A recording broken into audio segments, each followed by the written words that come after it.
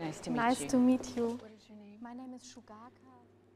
When did you arrive in Hamburg? Windows, because it's so loud outside. Let us talk about your new album. The title is Unrepentant Geraldines. Do you think it's important to be unrepentant? I think as an artist, there's a time in your life when you stand by your work and you have to kind of become part of it as a shape. I talk a lot about sonic geometry and that you as an artist, you're not just, this is a mask. This is just a physical mask. But who you are as an artist, all the chord structures and the rhythms and the contrapuntal lines that are occurring, that's what then creates your shape and your frequency. And therefore, at a certain point, even structures that you might not think are your best, they're still part of who you are. So yes, you have to stand by what you believe. And who are the Geraldines? Well, you know, for me, Geraldine is any woman. This picture of a woman called Geraldine from Ireland captured my imagination, mainly because she was running. She was having to run, and she was having to repent. And for a long time, women have had to apologize for what they're thinking. I had a grandmother who would walk in the room and say, I know exactly what you're thinking. You need to start praying now. And I would think, you have no idea what I'm thinking. I haven't even thought it yet. And so for a long time, women have had to apologize for what they're thinking about. Maybe not so much now, the young ones coming up in the 21st century. Since your album Night of a Hunter, you sing together with your daughter. What kind of experience is that for you? She has a perspective that's very unique. It's different from the one I grew up with. Because I grew up in a religious household, I think that influenced how I saw things. And I was rebelling, maybe, possibly. So I would read anything I could get my hands on, mythology from other cultures. She has been brought up in a world whereby she's not forced to believe in something. She's encouraged to read what she wants, and therefore it's a different energy. It's a different type of outlook on life.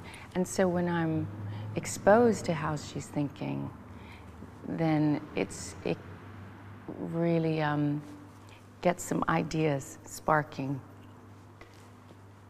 Did she want to become a singer also? I think she is drawn to telling story, whatever the form that takes. If that includes music, or if it includes film, or it might be a combination of both. But what kind is it to sing with your own daughter? It's like family on stage a little bit, or I think it's maybe different from singing with another singer. Well, as she said to me, I don't want my mom in the room. I want the producer in the room. And I don't want my dad in the room. I want the engineer in the room. And we understood that because as a mom, I can be overprotective, and she'll just look at me and say, you know, I've got this, Mom, I'm okay. But she wanted to be pushed, and so she wanted to be treated like a professional. On your new album also, there's a phrase, I will quote, that before you drop another verbal bomb, can I arm myself with Cézanne's 16 Shades of Blue? What do colors mean for your work?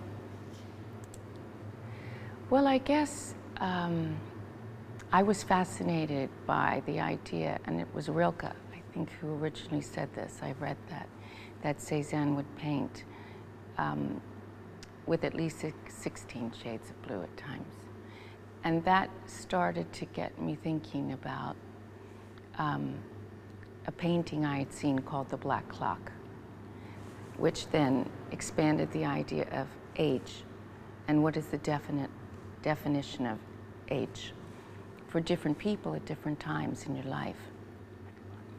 I guess the idea of color isn't immediate for me, because when I'm hearing songs, they can appear as shapes of light, different types of light, but they morph into different shapes as I'm hearing them. And it's always been like that since I was really small. So I was 2.5 when the muses would tap me on the shoulder, and all of a sudden you might get, I don't know, a 16-bar phrase, and it's complete in that moment. But then there's nothing else. So you're forced to go on, I guess it's like a hunting expedition, but you're hunting for frequency. And so therefore, you have to sometimes take yourself out of a routine and out of certain situations in order to find the rest of the song. Your songs are also often about your inner life or someone inner lives, emotions, dreams. I could see nightmares in the videos as well. It's something like an inner journey. Why is this so important for you? Well, let's see. We all have messages, and you can call them inner demons, that live, hide behind the heart or somewhere in the head. And in order to really know what they're thinking, sometimes it's only through a song that I can understand what they're up to. And therefore, they have to be invited to come out and be creative instead of destructive. The only way that I've been able to deal with those demons is to out-create them. So if there's a destructive streak that we all have, even though we might not be aware of it, it's there. It's finding ways to call them out of their hiding. So say they're hiding behind my heart, to call them out and to get them to co-create and make music together. And then you begin to know what they're up to, you know, what they're up to. In your videos, I saw also a lot of religious symbols, spiritual symbols. What means religion to you? Being a minister's daughter, I guess, means I was exposed to a particular doctrine at a certain age. So I was a child and then a teenager. Therefore, at a certain point, I had a lot of questions about this doctrine and belief system. It's the Methodist doctrine, so it's not an extreme type of Protestant belief system. However, I was drawn to explore other ways of cultures defining spirituality, and that led me to the Native American path. My mother's people are Eastern Cherokee Nation, and so I went back in time trying to understand what some of the relationships between a human and the universe, the earth, what those relationships were and how they responded to nature, those types of things, how you treat other people. That became a lot more important to me, how people treat each other than what you believe in, because people believe in all kinds of things, but they're not very nice sometimes, aren't they? That's true. Yeah, that's what was my next question. Was it meant to you that your mother was Native American? Because it has a lot to do with politics also, how did America treat them? What is their past? America has not been held accountable for how they treated their native, how we treated our native people. Because those of us who are Americans, we all have to raise our hand and say, that truth hasn't been taught in the schools. Not really. Not the truth. And it's quite horrific what happened. It was genocide, and therefore that truth is distasteful to certain people that might have the authority to decide what's taught in the schools. And so it's been something that we've tried to bury a bit as a nation, because we really don't want, it is so distasteful that we don't want to really have to look at the blood on our hands. And I've been talking about it for a long time, and again, I'm part of the Europeans who colonized, as well as part of the natives who were there and were defeated. So it's been having both sides in my DNA. I've had to look at it holistically and try and understand it and explain it to my child so that she understands it. And my mother has an unbelievable quality to love. She has this unconditional love that maybe because of this love, I'm able to see things in a way that I might not be able to. So she is incredibly forgiving, my mother. And yet she's a Christian. So she holds these two worlds together, and she does really try and walk the, how do you say, Christ consciousness path, how you treat people. So having her in my life has gotten me to see all kinds of things I wouldn't see. When you were very little, you went to a famous music conservatory, a music school. You were 5 when you entered, and you were 11 when you left that school. Why? At the time, conservatories had a certain way of teaching music, and that's changed drastically now, I'd say, in a good way, because there was a I don't know, a belief that classical music needed to be approached in a certain way. And these guys, as we all know, that were the composers in their day, a lot of them were anti-establishment and were really shaking things up. So therefore, how they were taught really wasn't accurate. And therefore, it took me a while to open myself up to how great they were as how great they were as composers. And I guess I wanted to learn more contemporary artists at the time. And so I ran up against the authority, and they said something to me like, "Why do you want to learn the Beatles? They won't be around in 30 years anyway, their music." And so it was that type of attitude. It was very closed-minded. And I said, okay, this isn't for me. But thank goodness, many years later, Deutsche Grammophon gave me an opportunity to revisit the work of the masters, which really exploded my brain and opened me up as a writer. Who do you like the most? That's a difficult question, because it depends on what you're trying to, the story you're trying to tell. So there are moments when Schubert, as a songwriter, is one of the greatest songwriters that's probably ever lived.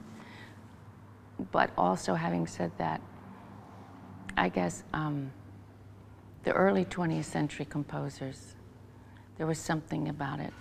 Debussy and Prokofiev, Stravinsky. Rite of Spring is one of those things that really changed my life. Yeah, I know. Right? It's so wonderful. After that, you started to sing in bars as a teenage girl. It's quite interesting. What do you think if you look back? Well, I think that my dad deserves a lot of credit because he took me to these bars. He got a lot of grief from parishioners who thought that a minister shouldn't be taking his daughter to a bar, but as he corrected them and said, my goodness, it's a gay bar.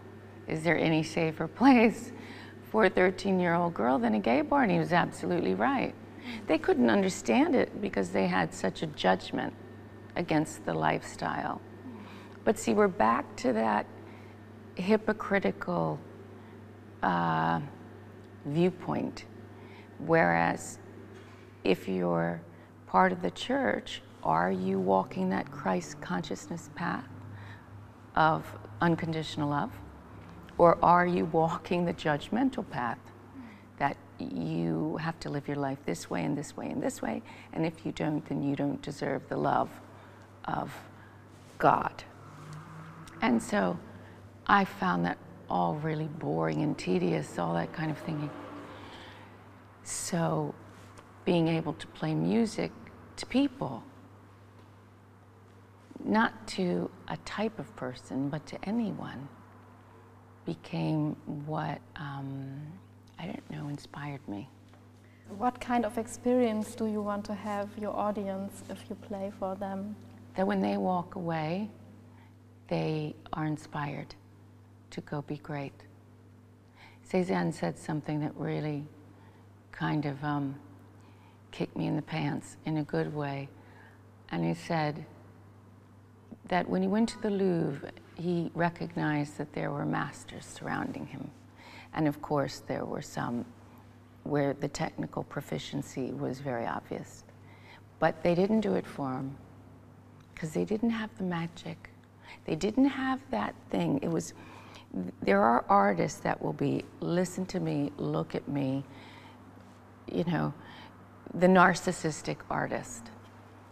But then there are artists that get to a point where, and I think we all step into that at points in our life, that's part of being an artist.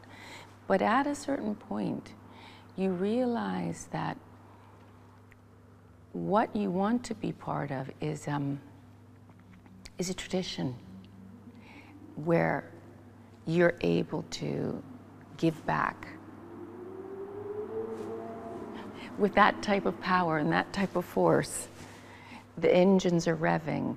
When people come to see you, they walk out and they want to go and create themselves. So when he said he looked at certain artists, certain masters, and they made him want to be a better painter, that's what he did for me.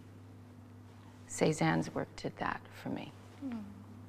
What kind of role played the piano in your life? Well, you know, we're hearing a lot of cars right now, and as a piano player, I thought I was in a Formula One car. But see, in a Bösendorfer, I could go across the galaxy. I wasn't just confined to a racetrack or to Hamburg or to, you know, the Autobahn. In a Bösendorfer, I could be sitting in a very religious living room and I could be halfway across the galaxy because it was a magic carpet and it could go through dimensions. But that's what frequency can do in sonic architecture. You're building out of the ether. So with a thought, you can be anywhere. 1,000 years ago, if you're telling the story correctly and you're using the rhythm and you're allowing the piano to play you, you know, that's the thing. You don't play it. You allow it to possess you. And as a player, you don't play from this. or from this. You play from your core. And then you surrender this core so that the piano plays you. And you have to allow it to invade your body. It's kind of sexy. When you think of it like that, it is I can see that in your performance. well, it's a dance, isn't it? You know, it's a dance with this idea of piano, but she's alive and she's really beautiful to me. And she is a she? Yes, she's a she. Yes, bet your life she's a she. As a preparation for this interview, I saw also your very old videos, like for the album I Can Tori. Why can't Tori read? Oh my goodness, okay, fair enough. Do you watch them today, or what do you think about this period of your career? Well, my daughter kids me about how high my hair was. That hairspray was probably more important to me at the time, how much hairspray I was using, than my song structure, which is fair enough. I mean, all artists go through different times, and the music industry at that time was very driven on a commercial path, and I succumbed to that. I stopped playing the piano for a while and building structures with that as my inspiration. And I was tired of playing bars. So in order to get a record deal, I needed to make a particular type of record with a particular image. And that LA rock chick thing was happening. And so I drank the Kool-Aid, as we all have done. Maybe not everybody does, but I did. And it was a failed record, thank goodness. Thank goodness it was a failure. I made a commitment that I would never compromise on the quality, realizing that I might write something that I look back and think, could I do better now? Possibly, but at the time, I did my very best at the time. And nothing less was accepted. So I made a commitment that I wouldn't be seduced by producers or record companies. I mean, have you ever wondered, have you ever asked yourself, you might discover an artist and you think, oh my God, they're so unique, listen to this song, and you've just heard them for the first time. And then on their next record, or it might be their next record, they sound like everybody else. Yeah. And you say, so what happens? Well, I'll tell you what happens. People get a hold of them. And that artist begins to think that they need, in order to compete, that they need to sound like everything else on the radio, instead of finding that original voice and expanding on that original voice. But very few know how, when it's happening to you, you don't know it's happening. You don't see it that way. You think, oh, I'm going to be working with so-and-so, and I'm going to be writing with so-and-so, and look at all the success. But what happens is, the reason that people are talking about you is because you had a unique perspective. And then you don't even know you're turning your back on that perspective. And that's what happens. But because I had a failed record, I had all these fairies and eyes, little gremlins around me in a good way, saying, stay true to your vision, stay true to your vision, surround yourself with people who inspire you, who are original thinkers, and that means you probably won't get along with everybody, and I'm not part of the boys' club. That's fine. I'm not part of the girls' club either in the industry. I want my own path, but I stay true to the vision. I find it very interesting that one of your biggest hits, Cornflake Girl, it seems to be a nice summer song at first sight, but really it's about a very, very serious topic. Yes, women betraying women in all types of ways. I had been reading Alice Walker's book, Temple of My Familiar, that talked about women betraying each other for female genital mutilation, and that was the shocking understanding that I had on what we are capable of doing to each other in the name of culture or in the name of thinking we're doing the right thing. But what we do to other women that we say we care about and love in order to uphold some type of tradition. And then I started to have to look around me and see how, on a day-to-day level, how we can betray each other as women.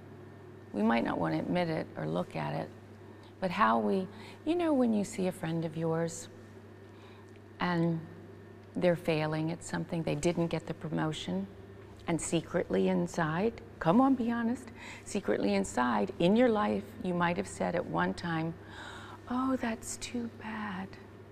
But really, we feel a little bit of relief because when somebody else has a failure, isn't it sad that that can feel like a win?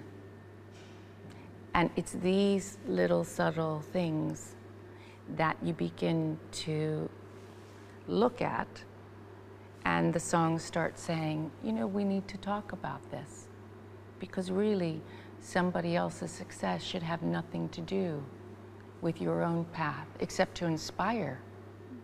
But that's not the truth. That's not how it feels sometimes, and we all know it. So why not talk about it? And what does mean, what cornflake girl, what does that mean exactly? A friend of mine and I had this language that is very difficult to explain. She's from Brooklyn, and she would talk in riddles and rhymes and associations. So there would be word associations. And a cornflake girl 20 years ago in our language was somebody that wasn't to be trusted. And a raisin girl was somebody more whole wheat that you could trust, down to earth. But this was our little language that we had built at the time. Your private language together. Yep. Okay. In an interview, you said that in our time it's not so easy to become older. And you said because women have to be hot. Can you explain that? Okay, well, in the music industry, if you really think about those record contracts and who's getting them, there are going to be a lot more guys that are 50 and up getting those major contracts. And that's because culturally, the gray hair and possibly the belly and those things can be an aphrodisiac. And that's because power can be very sensual. It has a draw, doesn't it? It draws you in. And therefore, a powerful man at 50, 55 is very much still a leading man, the object of desire. Whereas I would say to you that women in film that are over 50 are usually not the object of desire. They might be the protagonist, and they might be the one whose story we're intrigued by. Helen Mirren or Meryl Streep, and they're over 55, obviously. However, it's different in the music industry. We're not creating roles for the Meryl Streep character and then going and doing a rock show. What you have to do, if you're the songwriter, I don't mean the entertainer and you've got the young ones writing the words for you and the music, you have to be potent and you have to be able to resonate with people now on all subjects. So I had to find my own path my own way to express songs about things that are happening now. Your whole music seems to me like a way to make a big research what it means to be a woman. Do you have any conclusion for me? I think it's pretty amazing being able to be a woman at different times. I don't know what it's like to be 20 years from now, but my daughter is telling me you better be rocking in 20 years from now. But I'd say to you that there are different times when you feel an energy, a force, and that you can hold this force and sculpt and work with it. But then there are times whereby you don't know how to find it. And the key then is taking yourself, putting yourself into different situations, whether it's traveling and observing, listening to other people's stories. So stop thinking about your own problems over and over and over. Just turn that off. And then become receptive, a clear canvas. And listen to someone else. Because it's in the listening that then you begin to hear different rhythms and different chord progressions. And you think, all right, I'm changing how I think in this second, right now, from how I did maybe 3 days ago. And that's okay, that I'm changing my perception. That means I'm still alive. And it's okay that my opinion's changing. Thank you very much.